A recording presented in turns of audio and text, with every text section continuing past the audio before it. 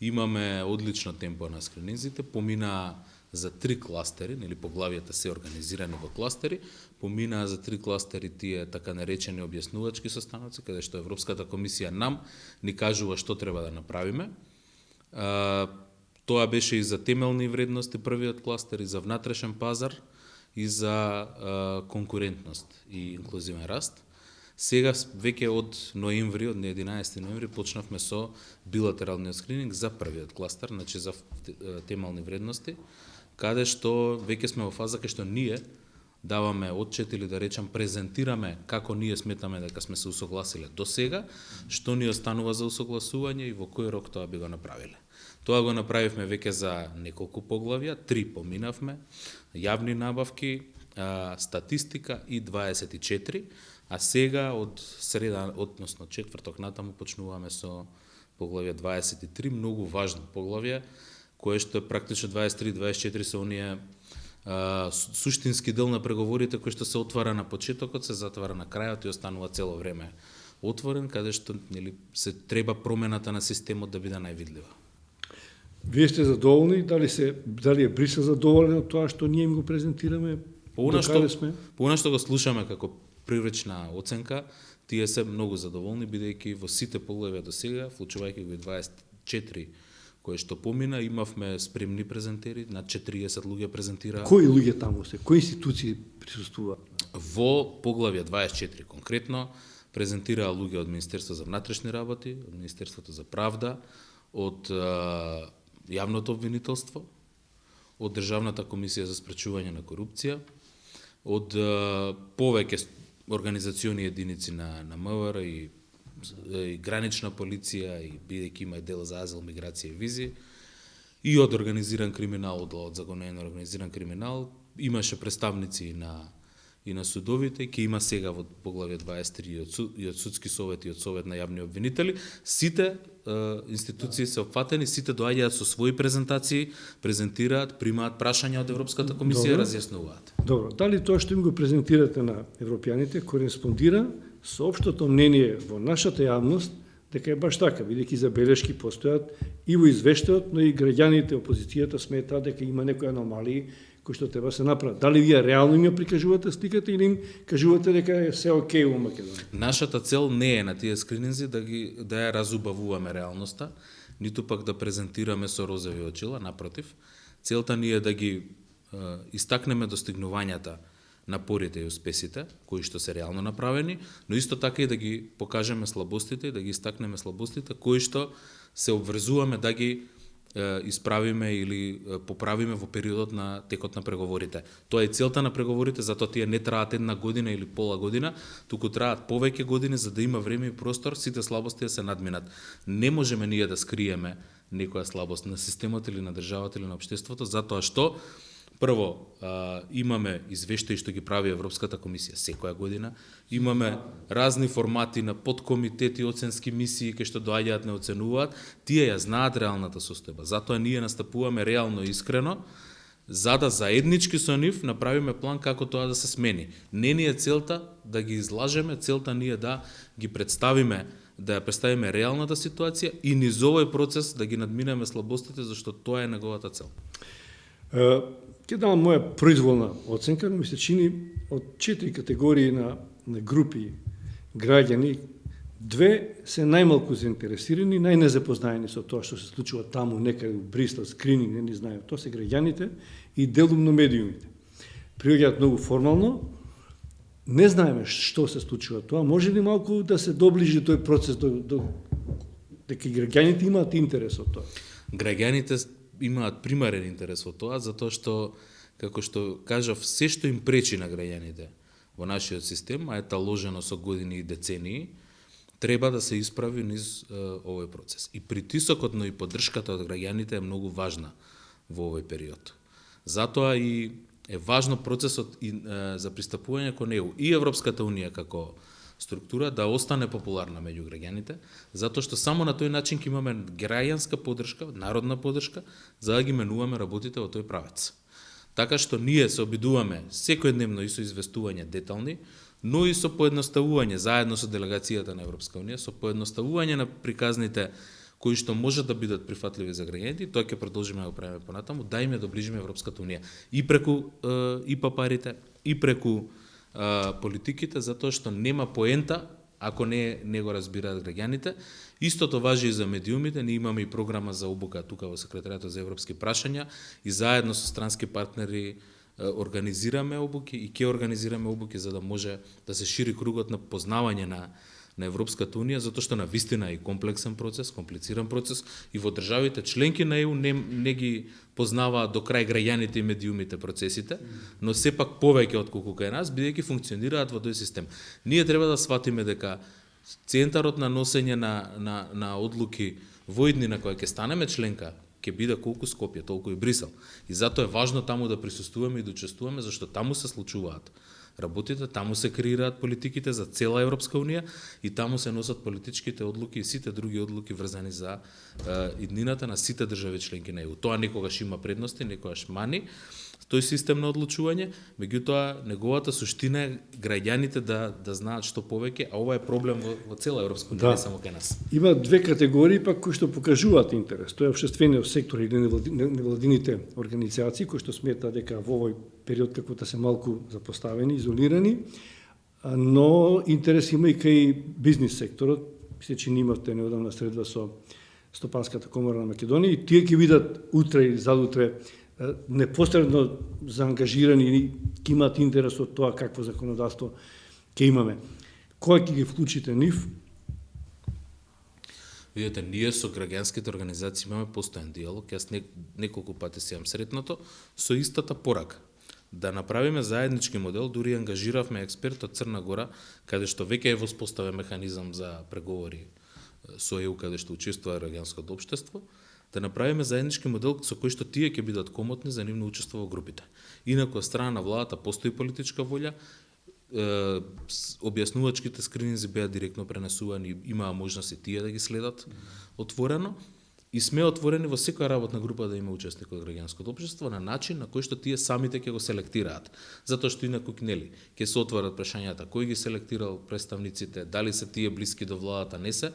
Нашата цел е сами преку механизмот на Советот за соработка меѓу владата и граѓанското општество, каде што мнозинство имаат представниците на граѓанското општество, да се изгради еден модел на да речам праќање на представници во секоја работна група. Наш интерес е да учествуваат невладините во овој процес како влада, но и општо за граѓаните, бидејќи има во некои области сериозна експертиза која што дури на институциите ја немаат во целост.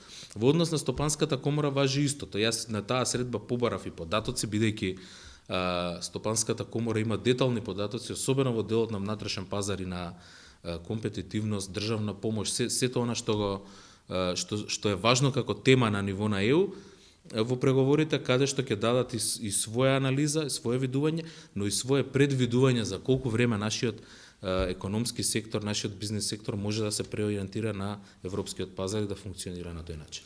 И уште едно прашање, господине Маричич. Кога почнеме за тоа колку граѓаните знаат или не знаат, се чини од година од различни причини, понекогаш опаѓа довербата кон Европската унија, претежно од политички аспект, тука има влијание и опозицијата, дигнитет, не дигнитет, името, промени, така натаму, но како да забораваме дека ние сакаме да станеме членка и од економски аспект, заради подобрување на нашиот стандард. Како тоа повторно да им се доближи до граѓаните, кај тоа е многу важен процес и за нив. Колку до сега, да речеме, колку сме добили од ЕУ, колку ќе добиеме од ЕУ? Европската унија е политички и мировен проект, но исто толку и економски проект.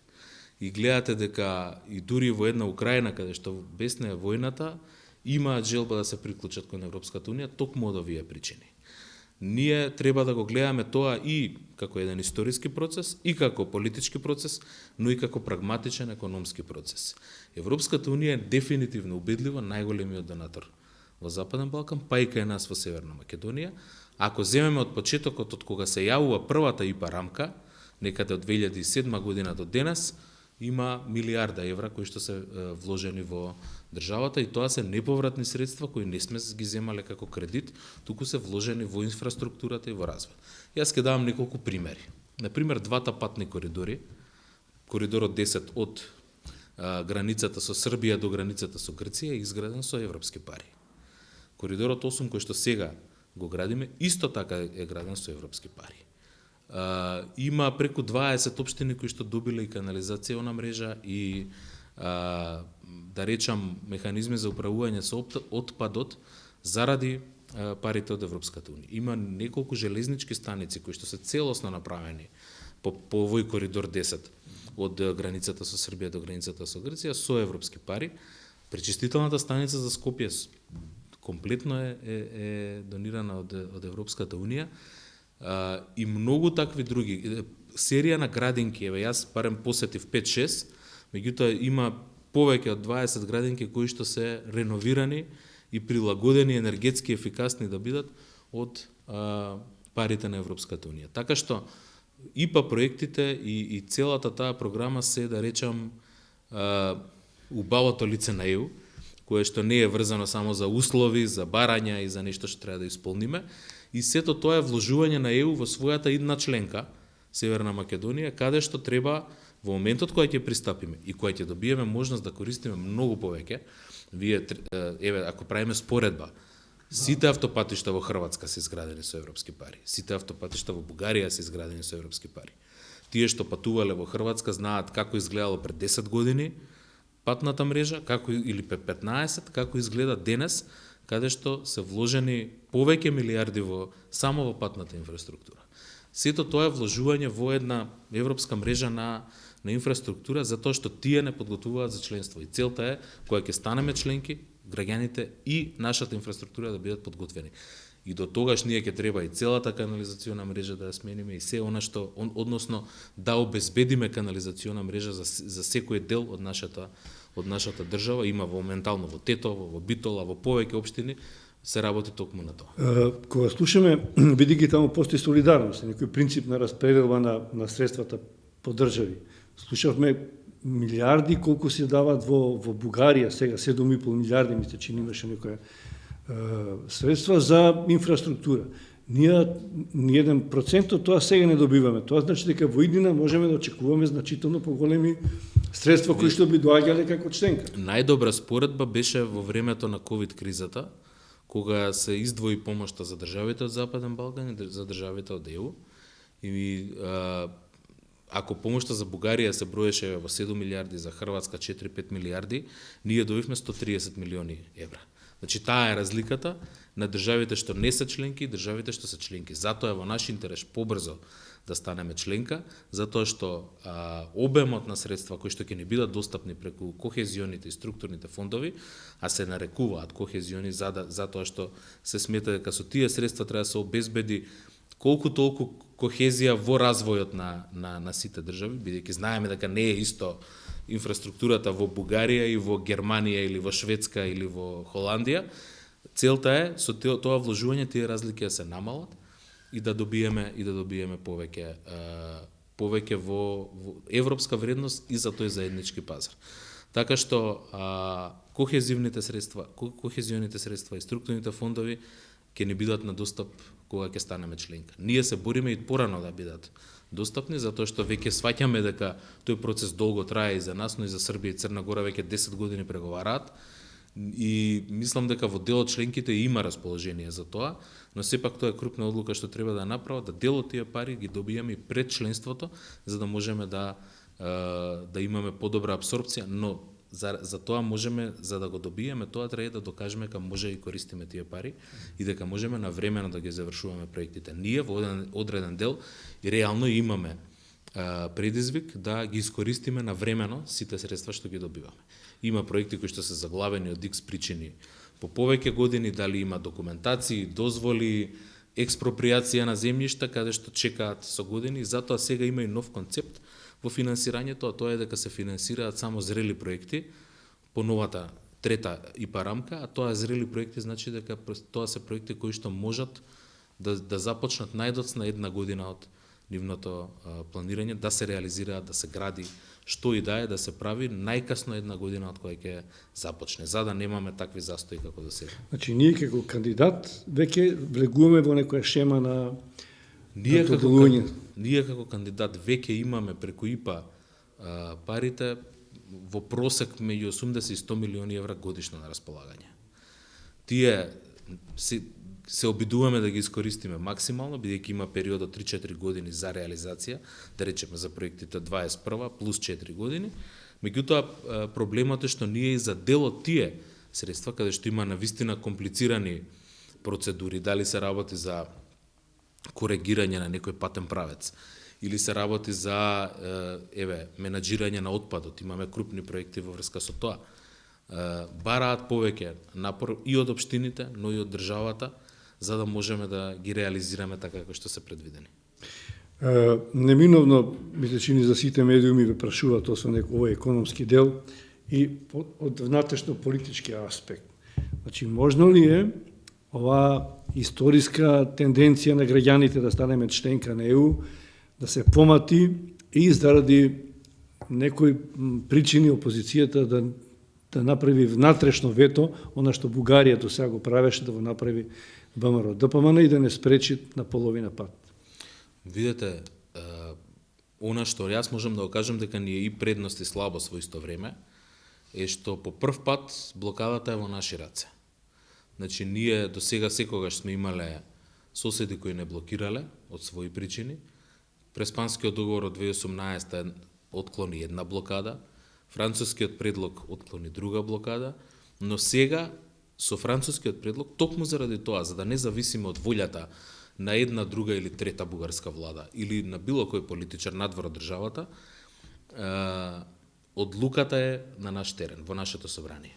Така што јас се надевам и верувам дека ќе најдеме начин и формула како 2/3 од пратениците да подржат уставни измени кои што содржински за никого не се спорни, тоа јавно го кажуваат.